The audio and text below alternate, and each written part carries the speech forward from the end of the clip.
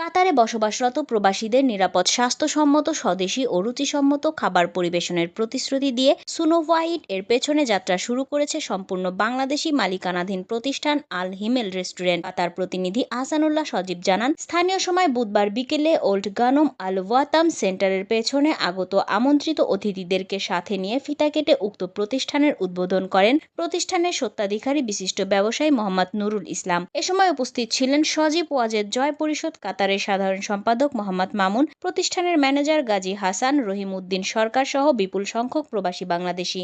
প্রতিষ্ঠানের স্বত্বাধিকারী মোহাম্মদ নুরুল ইসলাম বলেন, এখানে দেশীয় বাবুর্চি দ্বারা হরেক রকমের সুস্বাদু খাবার ও নাস্তা তৈরি করা হবে। স্বল্প খরচে ভালো মানের খাবারের ব্যবস্থাও রয়েছে বলে জানান তিনি। এছাড়াও প্রতি বৃহস্পতিবার এখানে চট্টগ্রামের ঐতিহ্যবাহী মেজবান পাওয়া যাবে বলেও জানান তিনি। আমি খানা খেয়ে অনেক খুশি। আমি চাই এই সুন্দর এই খানা সবসময় পরিবেশন করার। আমি আল ওয়াতান সেন্টারের পিছনে আল হিমেল রেস্টুরেন্ট উদ্বোধন করছি। দেশীয় বাবুচির দ্বারা এখানে সুস্বাদু খাবার পাওয়া যায়।